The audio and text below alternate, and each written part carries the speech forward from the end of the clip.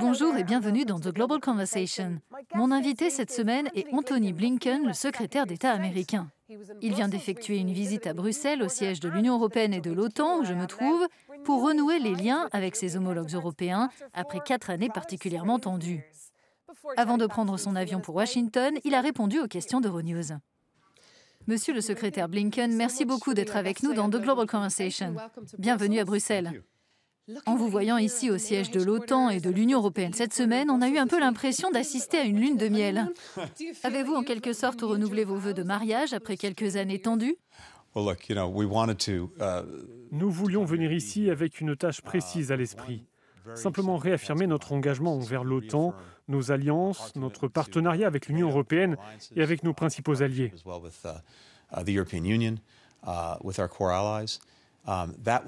C'était le message le plus important pour nous à faire passer. Cette étape s'intègre dans un voyage de 2 semaines. Nous avons commencé par le Japon et la Corée, puis nous sommes venus ici. Tout cela, je le répète, dans le but de démontrer que l'Amérique est de retour en termes d'engagement envers ses alliances, ses partenariats. Et nous avons reçu un très très bon accueil. Vous dites l'Amérique est de retour, c'est le sentiment que nous avons eu nous aussi cette semaine. J'imagine que la Chine a été un sujet central lors de votre visite. Vous avez dû être ravi, alors que votre avion atterrissait à Bruxelles, de constater que la Chine réagissait, et même, comme diraient certains, surréagissait, aux sanctions plutôt légères prises par l'Union européenne à son encontre. Car de cette manière, l'UE s'est alignée sur la position de votre pays concernant la manière de traiter avec la Chine, même si le président français Emmanuel Macron a dit que ce n'était pas une bonne idée pour les États-Unis et l'Union de se liguer contre la Chine. Cette position commune pourrait-elle être le point de départ de la nouvelle relation transatlantique? Il ne s'agit pas de se liguer contre la Chine, ni d'essayer de la retenir ou de la contenir, mais de s'unir pour défendre les intérêts et les valeurs que nous partageons. L'une de ces valeurs que nous défendons tous depuis tant d'années, c'est ce que nous appelons l'ordre international, fondé sur des règles. Nous avons constaté que le meilleur moyen de s'assurer que les pays puissent travailler ensemble et gérer leurs relations de manière productive, c'est de les faire adhérer à un ensemble commun de règles et d'engagements. Et le défi pour nous, c'est de nous assurer que nous respectons cet ordre. Ainsi, quand un pays, la Chine ou autre, prend des mesures qui portent atteinte à cet ordre, qu'il ne respecte pas les règles, nous devons nous y opposer et dire « vous devez respecter les règles ». Et nous sommes beaucoup plus efficaces pour le faire quand nous agissons ensemble et de manière solidaire. Monsieur le secrétaire d'État, pendant que vous étiez très occupé ici à Bruxelles cette semaine, le ministre russe des Affaires étrangères Sergueï Lavrov était à Pékin et semblait adopter une posture commune avec la Chine contre l'Union européenne et les États-Unis.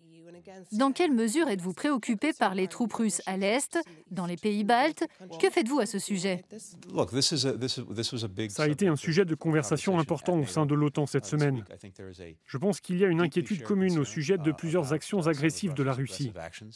Et bien sûr, aux États-Unis, nous avons eu la cyberattaque SolarWinds. Nous avons eu des interférences dans nos élections.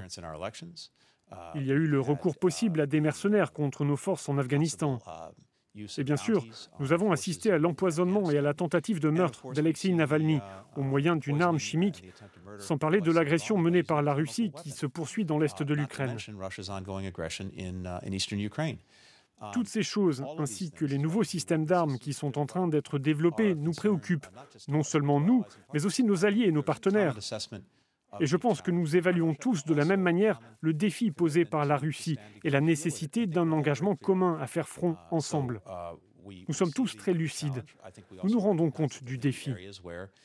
Je crois que nous reconnaissons également qu'il peut y avoir des domaines où, par intérêt mutuel, nous pouvons encore travailler ensemble. Par exemple, les États-Unis ont prolongé le traité de désarmement New Start avec la Russie pour 5 ans. Il y a d'autres domaines en matière de stabilité stratégique, de contrôle des armements, où nous pouvons trouver les moyens de travailler ensemble. Mais cela ne nous empêchera pas de nous opposer fermement et de manière unie avec nos alliés et partenaires quand la Russie commet des actes agressifs. Un sujet de conversation délicat que vous avez dû aborder avec vos alliés cette semaine, c'est la Turquie. C'est un membre très important de l'OTAN qui achète des armes de défense à la Russie. C'est aussi une source de déstabilisation pour l'Alliance, non? Eh bien, ce n'est pas un secret que nous avons une vraie divergence avec la Turquie sur ce point. C'est quelque chose que j'ai exprimé directement à mon homologue turc lorsque je l'ai vu, et d'autres alliés ont fait de même. Il est également vrai que la Turquie est un allié de longue date et très précieux qui travaille avec nous sur des objectifs très importants, y compris la lutte contre le terrorisme, la manière dont nous abordons la Syrie et dans d'autres domaines. Donc je crois que nous avons intérêt à continuer à travailler étroitement avec la Turquie sans pour autant ignorer nos divergences de vues. Nous avons un dialogue direct. Nous avons des conversations très franches, claires et ouvertes. Et j'espère que la Turquie prendra des mesures pour résoudre les problèmes que posent, par exemple, les systèmes de défense S-400 à l'OTAN. Pensez-vous que les Turcs vous écoutent, car il y a aussi l'instabilité en Méditerranée orientale? Je ne pense pas que vous vouliez résoudre cela vous-même, vous voulez que les Européens s'en occupent. Mais quel message voudriez-vous faire passer? Je pense que nous avons assisté à une certaine désescalade en Méditerranée orientale. L'OTAN joue un très bon rôle en essayant de réduire les tensions et de s'assurer que dans les zones où il y a des différends, personne ne mène d'actions provocatrices, à commencer par la Turquie, avec le maintien de ses navires en dehors des eaux ou des zones revendiquées par d'autres. Nous devons simplement aller vers une résolution pacifique de ces différends, conformément au droit international. Et d'ailleurs, dans la mesure où il y a des défis concernant les ressources naturelles, cela devrait être en réalité un moyen de fédérer les pays. L'utilisation conjointe de ces ressources, les investissements communs et leur exploitation, cela peut être quelque chose qui rapproche les pays. Nous espérons que c'est exactement ce qui se passera. Monsieur le secrétaire Blinken, au sujet du Nord Stream 2, vous avez enflammé les esprits en Allemagne en disant que ce projet allait pénaliser l'Ukraine et que vous vouliez que les Européens l'arrêtent. Or, le gazoduc est presque terminé à 95%. Seriez-vous prêt à trouver un compromis? Qu'en pensez-vous? Ce qui est important en premier lieu, c'est que l'Allemagne est l'un de nos plus proches alliés et partenaires partout dans le monde. Nous travaillons ensemble au quotidien sur de nombreuses questions qui ont un fort impact sur la vie de nos citoyens. Et nous travaillons en tant que partenaires très proches. Et le fait que nous ayons un désaccord sur Nord Stream 2, et il est réel, n'affecte pas et n'affectera pas notre partenariat et notre relation d'ensemble. Mais nous avons été très clairs. Le président Biden a été très clair. Pour lui, Nord Stream 2 est une mauvaise idée et une mauvaise affaire pour l'Union européenne, pour nous, pour l'OTAN. Ce projet porte atteinte aux principes fondamentaux de l'Union européenne en termes de sécurité énergétique et d'indépendance énergétique. Je pense qu'il représente un défi pour l'Ukraine, la Pologne et d'autres pays auxquels nous sommes attentifs. Donc j'ai pensé qu'il était très important pour moi de pouvoir le dire directement et clairement à mon ami, le ministre allemand des Affaires étrangères, Heiko Maas, afin qu'il n'y ait aucune ambiguïté. Et le fait est que nous avons des lois aux États-Unis qui nous obligent à sanctionner les entreprises qui contribuent matériellement à la construction du pipeline. Je voulais donc m'assurer que nos partenaires comprenaient notre position à ce sujet et ce que nous devons faire à l'avenir. Et c'est ce que nous avons fait. Des discussions délicates alors qu'un nouveau chapitre débute dans vos relations.